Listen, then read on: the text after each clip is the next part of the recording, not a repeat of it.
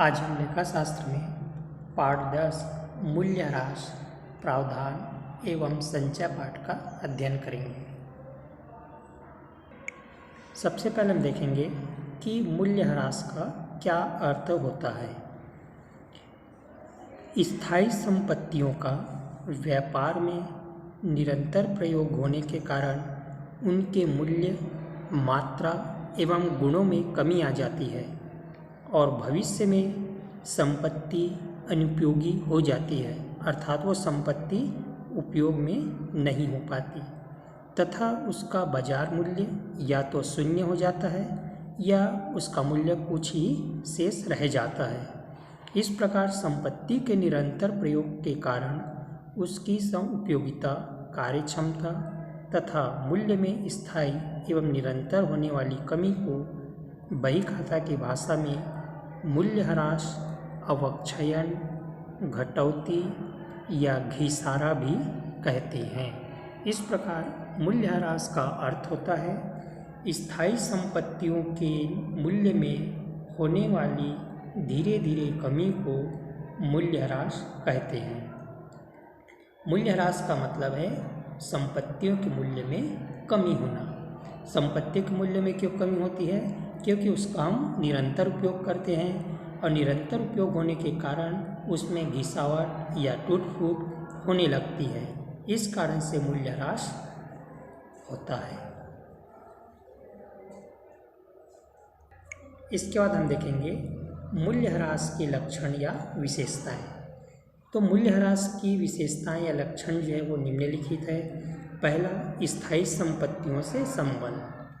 मूल्यह्रास का जो संबंध है केवल स्थायी संपत्तियों से होता है, चल संपत्ति या अस्थायी संपत्तियों से नहीं होता है। दूसरी विशेषता है संपत्ति के मूल्य में लगातार कमी। मूल्यह्रास स्थायी संपत्ति के मूल्य में लगातार होने वाली कमी को प्रदर्शित करता है। तीसरी विशेषता है व्यापारिक व्यय।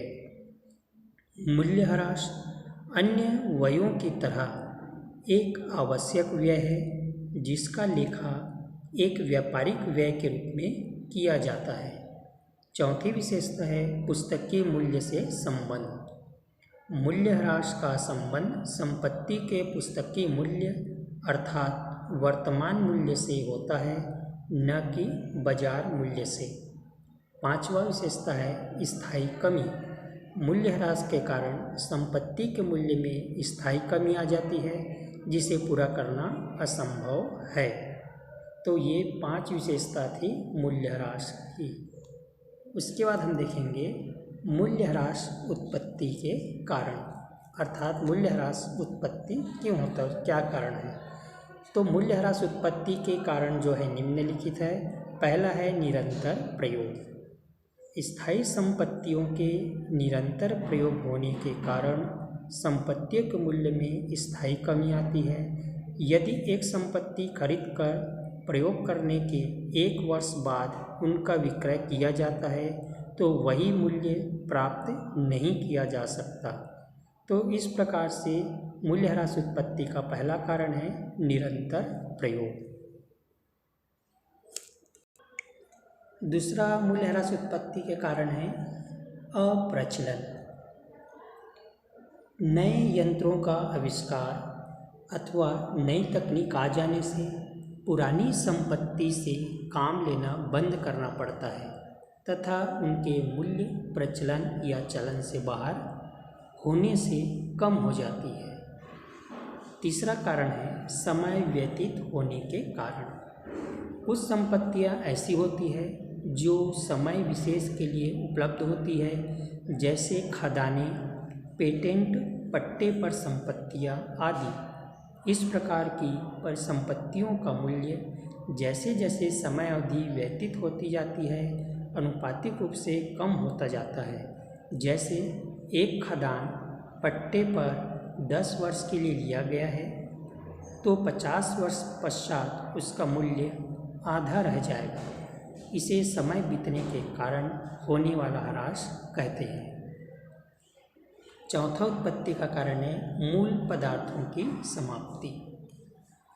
कुछ संपत्तियां ऐसी होती है जो निरंतर उपयोग एवं उपभोग के कारण अपना मूल्य और स्वरूप खोने लगती है, जैसे तेल के कुएं, खदानें, जंगल आदि। इस प्रकार की संपत्तियां हैं जिनके उपयोग या दोहन से मूल पदार्थ समाप्त हो जाते हैं। जैसे जैसे पदार्थों का दोहन होता जाता है, इनका कोष कम होता जाता है और संपत्तियों के मूल्य में कमी आती जाती है। यह भी मूल्यह्रास का एक प्रकार है। उसके बाद है पांचवा, दुर्घटनाओं के कारण। संपत्तियों की दुर्घटना होने से भी उनके मूल्य में कमी आ जाती है। दुर्घटनाग्रस्त वस्तु को बेचने से कम मूल्य प्राप्त होता है। दुर्घटना आग लगने, बिजली गिरने, बाढ़, भूकंप आदि कई कारणों से हो सकता है। छठवां है बाजार मूल्य में स्थायी गिरावट। विभिन्न कारणों से बाजार में संपत्तियों के मूल्य में उतार चढ़ाव होता रहता है। किसी विशेष कारण से जब संपत्ति के मूल्य में स्थायी कमी आ जाती है तो संपत्ति के विक्रय से कम मूल्य मिलेगा और व्यापार को हानि होगी। सातवां कारण है कानूनी अधिकारों की अवधि समाप्त होने से। कुछ संपत्तियां ऐसी होती है जिनका जीवन काल निश्चित होता है, जैसे पट्टे या लीज पर ली गई संपत्तियां। उदाहरण के लिए, यदि कोई संपत्ति 2 लाख रुपए में 10 वर्ष के लिए पट्टे या लीज पर ली गई है तो प्रत्येक वर्ष इसके मूल्यह्रास का 1/10 भाग अर्थात 20,000 रुपये कम होता जाएगा और 20 वर्ष समाप्त होने के बाद इसका मूल्य शून्य हो जाएगा, चाहे इसका प्रयोग किया जाए या ना किया जाए। तो इस प्रकार से अभी हमने देखा मूल्यह्रास उत्पत्ति के कारण। इसके बाद हम देखेंगे ह्रास आयोजन की आवश्यकता या उद्देश्य, अर्थात मूल्यह्रास का आयोजन करने की आवश्यकता क्यों होती है या मूल्यह्रास लगाने के क्या उद्देश्य हैं। किसी भी संपत्ति के संबंध में ह्रास के लिए आयोजन करने की आवश्यकता निम्न कारणों से होती है। पहला है लाभ हानि का सही निर्धारण। स्थायी संपत्ति के मूल्य में होने वाली कमी वित्तीय वर्ष के लाभ हानि खाते के विकलन पक्ष में दर्शाई जाती है। इससे उस वर्ष का वास्तविक लाभ ज्ञात होता है। यदि ऐसा ना किया जाए तो मशीनों की घिसावट से उत्पन्न हानि की गणना नहीं हो पाएगी और शुद्ध लाभ सही नहीं होगा। चूँकि संपत्तियों का प्रयोग व्यापारिक कार्यों में किया जाता है, अतः ह्रास को व्यापारिक व्यय मानकर लेखा करना आवश्यक होता है। दूसरा उद्देश्य है सही आर्थिक स्थिति के लिए।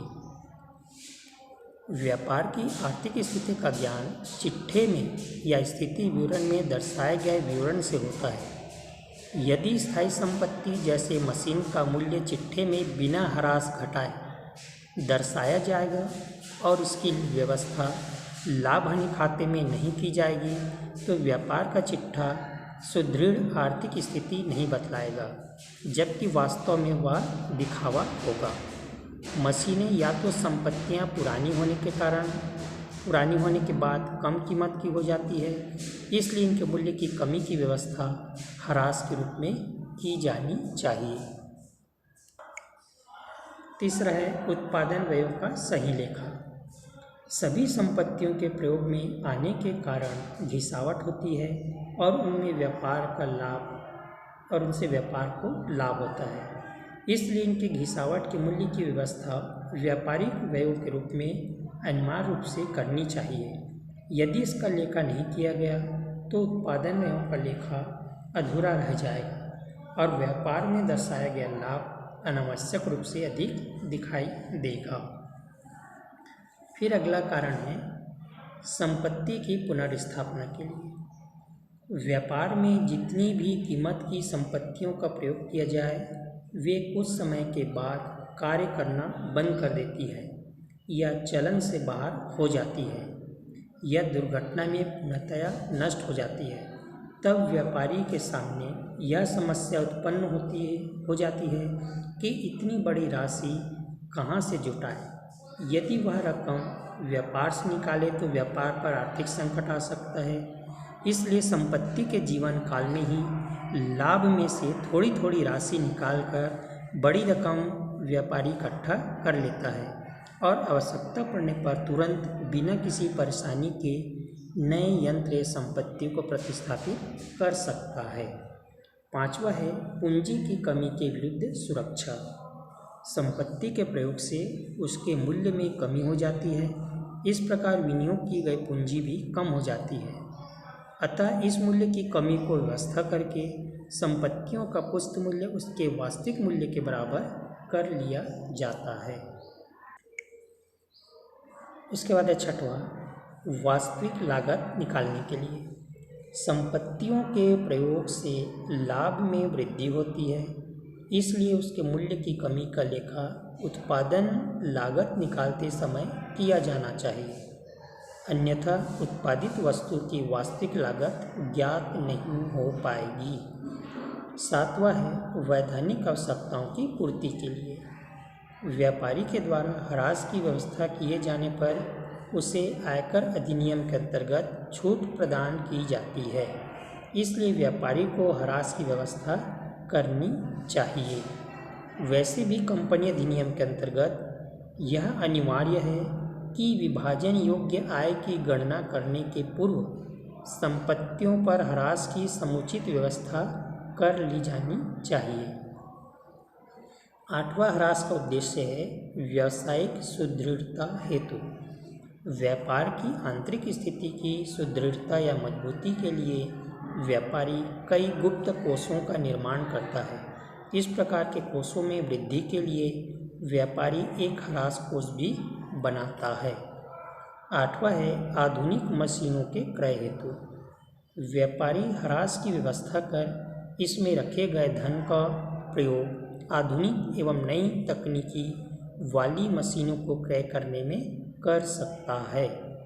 प्रतियोगी युग में व्यापारी सफलता प्राप्त करने के लिए कम से कम लागत पर वस्तुओं का निर्माण करना चाहता है, इसलिए वह पुरानी मशीनों को हटाकर नई मशीनें लगाता है और इसके लिए उसे धन की आवश्यकता होती है, जिसकी पूर्ति के लिए वह ह्रास कोष का निर्माण करता है जो इसमें सहायक होते हैं।